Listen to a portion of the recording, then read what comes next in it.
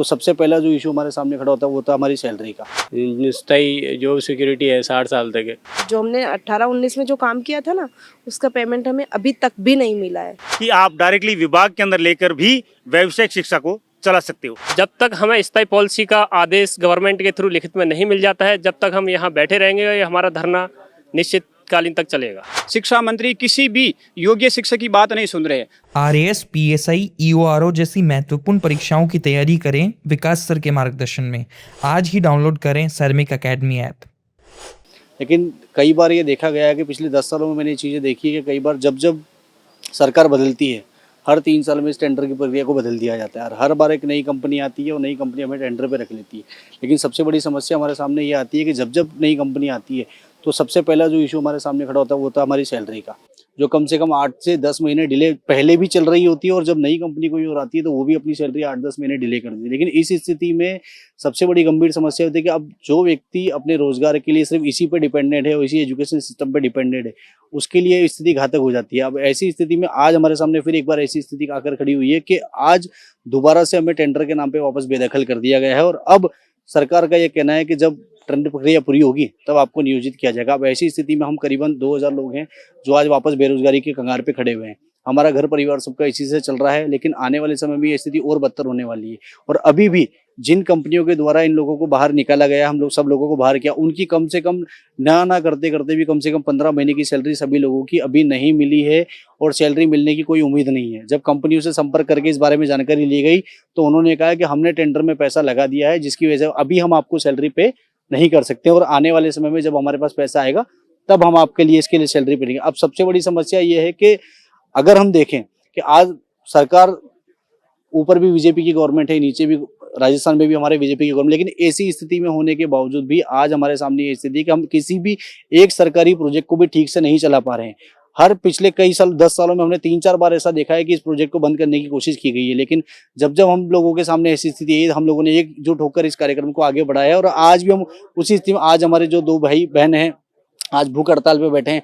जब तक हमारा कोई स्थायी समाधान नहीं हो जाता है तब तक ये धरना हमारा लगातार चलता रहेगा। धन्यवाद। जो कंपनियां मतलब 10-10, 12-12 महीने तक सैलरी नहीं देती है, उसके बावजूद भी उन कंपनियों को इन लोगों ने वापस भीड़ में रखा है, तो इनकी ऐसी क्या मजबूरी है? और उन्हीं कंपनियों को वापस ये भीड़ देने जा रही है, तो ऐसी क्या मजबूरी है इनकी?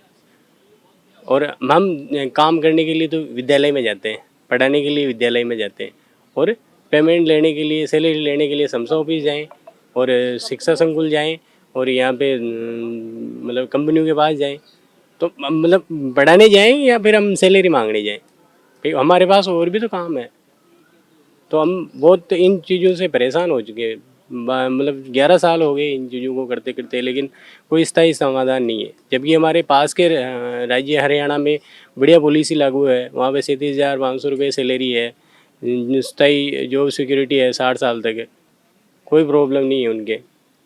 लेकिन ये लोग बीड के नाम पे हमको बाहर बिठा देते हैं, 6-6 महीने 12-12 महीने तक घर बिठा देते हैं। तो कौन जिम्मेदार हमारा? कंपनी के पास जाते हैं तो वो बोलते हैं कि आप हमारे नहीं हो, इनके पास जाएं तो आप हमारे नहीं हो, शिक्षा मंत्री को बोले तो आप हमारे नहीं हो। अरे तो हैं किनके हम? पहले आप लोग कन्फर्म कर लो कि किनके हैं हम, किनके लिए काम कर रहे हैं? 10-10 महीने 12-12 महीने तक सैलरियाँ नहीं है, 14 महीने तक सैलरियाँ पेंडिंग है। जब तक हमारी मांगे नहीं मानेंगे तब तक हम भूख हड़ताल पे बैठेंगे। मांगे हमारी यही है कि भाई आप स्थायी पॉलिसी लागू करो या हरियाणा मॉडल लागू करो, यही मांग है हमारी। सर एटलीस्ट सैलरी तो टाइम पे है ना, जिस चीज़ के लिए हम काम कर रहे हैं। तो स्थायी समाधान होगा तो सर सब चीज़ें हम भी प्रॉपर रूप से विद्यालय में पढ़ा पाएंगे बच्चों को। हमारा आधा ध्यान तो टेंडर पे और सैलरी पे रहता है। भाई हम विद्यालय जाते हैं, भाई 1 महीने में 2 महीने में हो जाए, लेकिन 12-12 महीने तक पेमेंट नहीं आता, तो उन बच्चों को भाई स्किल की एजुकेशन दे रहे हैं हम, और हमारे खुद का रोजगार का पता नहीं है।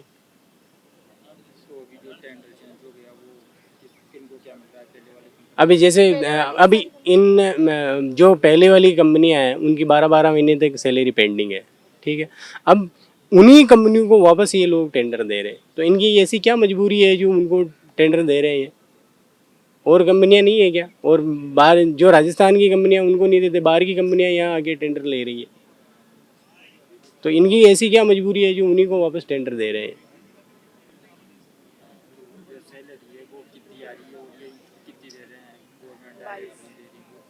अभी मतलब जो नया आदेश आया था उसके अंदर 23,500 का आदेश है, लेकिन अभी तक हमको 22,000 सैलरी मिलती है। ये कंडीशन है हमारी। बहुत परेशान हो चुकी है, बहुत ज़्यादा शोषण हो रहा है हमारा। सर मैंने स्कूल में जॉब करते हुए मैं लगी हुई हूँ 2015 से। 2015 से कितनी ही बार हमें टेंडर के नाम पे बाहर किया गया है। एफटेक कंपनी थी एक पहले, जो कि अभी पता नहीं उसको टेंडर नहीं ले रही है, लेकिन उसका हमारा 12 महीने का पेमेंट है जो कि 2018-19 का है, वो अभी भी पेंडिंग है। जो हमने 18-19 में जो काम किया था ना, उसका पेमेंट हमें अभी तक भी नहीं मिला है। उसके बाद में कोरोना काल में 14 महीने के लिए हमको घर बिठा दिया गया। उसके बाद में नई नई कंपनी आती है, हर कंपनी अपने अपने नियम लाती है, हमारा शोषण करती है। सर हम शोषण के खिलाफ हैं, इसीलिए हम भूख हड़ताल पे बैठे हैं। हम चाहते हैं या तो हरियाणा मॉडल लागू कर दो या फिर कोई स्थायी पॉलिसी कर दो। इन कंपनियों को, जो कंपनियां पहले से ही पेमेंट नहीं दे रही है, उनको टेंडर दे के क्या साबित होगा? वो क्या आगे पेमेंट करेगी? नहीं कर रही ना, वो तो आगे भी पेमेंट नहीं करी। जिन्होंने पिछला ही पेमेंट नहीं किया वो आगे क्या पेमेंट करेगी? तो हम परेशान हो चुके हैं सर, और हम अनिश्चितकालीन धरने पे हैं, भूख हड़ताल पे हैं। जब तक हमारा समाधान नहीं होगा हम तो नहीं उठेंगे यहाँ से। कब से जुड़े हुए हो आप? 2015 से। तो आगे वो कुछ मांग आपकी मतलब भूख हड़ताल के अलावा कुछ? नहीं सर, हम तो बस यही चाहते हैं कि हमें जो हमारी सैलरी है वो टाइम पे दी जाए। जैसे हमारे साथ वाले हरियाणा मॉडल लागू है, उसकी तर्ज पे ही राजस्थान में भी कोई स्थायी पॉलिसी का हो, ताकि हमें बार बार टेंडर के नाम पे बर्खास्त ना किया जाए और हमारी 10-10 महीने 12-12 महीने तक सैलरी ना रोकी जाए। बस इतना सा कर दे, इससे ज़्यादा हमें कुछ नहीं चाहिए। और साल भर का जो 5% 10% इंक्रीमेंट होता है वो लागू हो। भारत के माननीय प्रधानमंत्री मोदी जी का सपना था कि भारत के सभी युवाओं को रोजगार देने के लिए राजस्थान के अंदर भी व्यावसायिक शिक्षा के जरिए तकरीबन 5,000 वोकेशनल टीचर लगाए गए थे। लेकिन उनमें से परसों 31 जुलाई 2026 को तकरीबन 2500 वोकेशनल टीचर को एक ही मैसेज के द्वारा, आदेश नहीं दिया, सिर्फ एक मैसेज के द्वारा उनको बोल दिया है कि आपको स्कूल जाने की ज़रूरत नहीं है। इस प्रकार से पहले भी तकरीबन आधे 2500 लोगों को पहले बैठा दिया था, 2500 लोगों को आज बैठा दिया गया। आज मोदी जी का जो सपना है कि उन बच्चों का भविष्य सुनहरा करने के लिए, आज जब हमारा खुद का ही भविष्य सुनहरा नहीं है तो हम क्या बच्चों को भविष्य सुनहरा करेंगे। हम सरकार और अधिकारियों से ये मांग करते हैं कि जिस प्रकार से हरियाणा के अंदर, दिल्ली के अंदर, मिजोरम या अन्य राज्यों के अंदर उन्होंने, और साथ ही जो गाइडलाइन के अंदर भी दिखाया गया है कि आप डायरेक्टली विभाग के अंदर लेकर भी व्यावसायिक शिक्षा को चला सकते हो, तो उसी के संदर्भ में हमारे को भी डायरेक्टली विभाग के जरिए लेकर और स्कूलों के अंदर सुचारू रूप से व्यावसायिक शिक्षा को सुनिश्चित चला सकते हैं। हमारी यही डिमांड है और हमारे कई साथी अब ये निर्णय लेके आए हैं, भूख हड़ताल पे बैठे हैं, और हमारा ये निर्णय है कि जब तक हमारी मांग को पूरा नहीं किया जाएगा तब तक हम यहाँ से नहीं हटेंगे। क्योंकि ये जितने भी वोकेशनल टीचर हैं, इन सभी की उन कंपनियों ने भ्रष्टाचारी करके आज 11-11 महीने, 15-15 महीने सैलरी तक भी नहीं दी गई। कई हमारे ऐसे साथी थे जो ISD कंपनी ने उनको जब सैलरी मांगने के लिए आते हैं या तो वो टर्मिनेट कर देते हैं, जब उनके ऑफिस में सैलरी मांगने के लिए आते हैं उनको धक्का मार के बाहर भी भगा दिया था। जिसके अंदर एक हमारी महिला साथी जोधपुर की थी, उसको इतना प्रताड़ित किया था कि उसने आत्महत्या तक करने की पूरी कोशिश की थी। और एक हमारा जो वोकेशनल टीचर बाड़मेर का यहाँ आया था, उसको IISD कंपनी का जो राजस्थान का जो हेड है पंकज शर्मा ने धक्का मार के उसको बाहर भगा दिया गया है। बोला है कि मेरी तरफ से तुम मरो करो, हमारे यहाँ पर कोई सैलरी नहीं है, अगर आपको सैलरी मांगनी है तो जॉब करने की यहाँ कोई ज़रूरत नहीं है।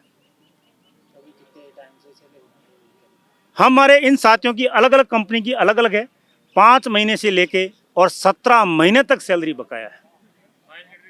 अलग अलग कंपनियों की। अगला कदम हमारा यही है कि सरकार और अधिकारी जब तक हमारे लिए स्थायी पॉलिसी नहीं लाते हैं तब तक अब ये धरना प्रदर्शन अनिश्चितकालीन के लिए यहीं अमर बैठे रहेंगे और जीना मरना करना जो कुछ है हम यहीं से करेंगे। आगे हम घर वापस नहीं जाएंगे जब तक हमारे लिए स्थायी पॉलिसी और हमारे लिए न्याय नहीं दिलाएंगे।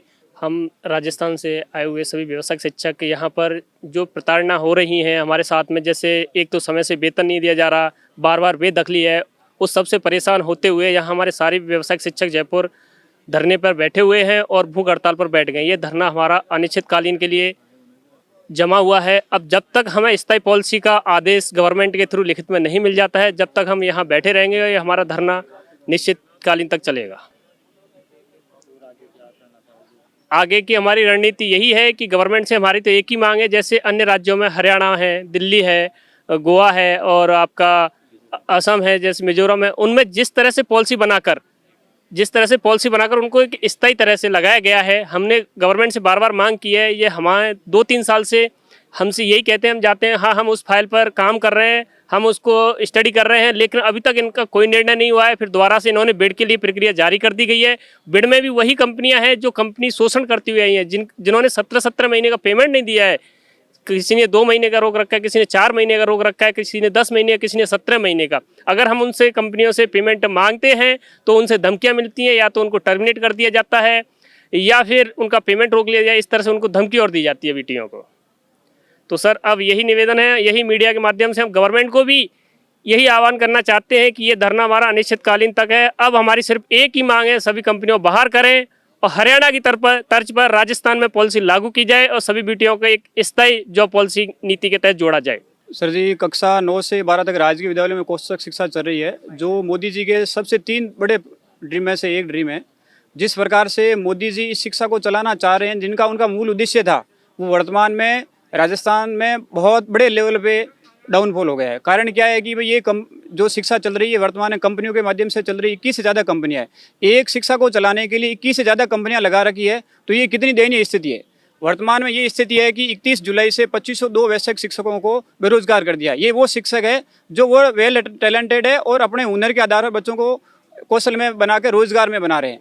वर्तमान में जिस प्रकार से जो दिल्ली में बड़ा आंदोलन हुआ था, युवाओं के अंदर जो आक्रोश था, वर्तमान में राजस्थान में भी धीरे धीरे ऐसा आक्रोश आ रहा है, क्योंकि वर्तमान में शिक्षा मंत्री किसी भी योग्य शिक्षक की बात नहीं सुन रहे हैं। तो मैं आपके माध्यम से ये बता रहा हूँ कि जिस प्रकार से मोदी जी युवाओं को मनवा रहे हैं, तो राजस्थान में उल्टा हो रहा है कि भाई युवाओं की बात ही नहीं सुन रही है। तो आने वाले समय में किस प्रकार का आक्रोश बढ़ रहा है वो आप हमारी संख्या बल से देख रहे हैं। हमारे साथ ही आज कुछ नीचे लिया कि जब तक हमारी सरकार मांगे नहीं मानेगी, और मांग क्या है, हल्की फुल्की मांग है, एक ही मांग है भाई हमें स्थायी कर दिया जाए। स्थायी हम ये हमारे कार्य के आधार पर स्थायीकरण मांग रहे हैं, ये नहीं कि भाई हम आज आए हैं और आज स्थायीकरण मांग रहे हैं, ऐसा नहीं है। हमें पिछले 11-12 सालों से बच्चों को अपने हुनर के आधार पर बच्चों को कौशल में बना रहे हैं, और मोदी जी का सपना है कि जब 2047 तक भारत विकसित बनेगा और उसका मूल आधार ही कौशल शिक्षा होगी, वैश्विक शिक्षा होगी। जब आप इस प्रोजेक्ट को चला ही नहीं पा रहे हो और जब आप इस प्रोजेक्ट में जो शिक्षक लग रहे हो उसको वेतन ही नहीं दे पा रहे हो, तो इस प्रोजेक्ट को चलाने का आपका उद्देश्य ही क्या है।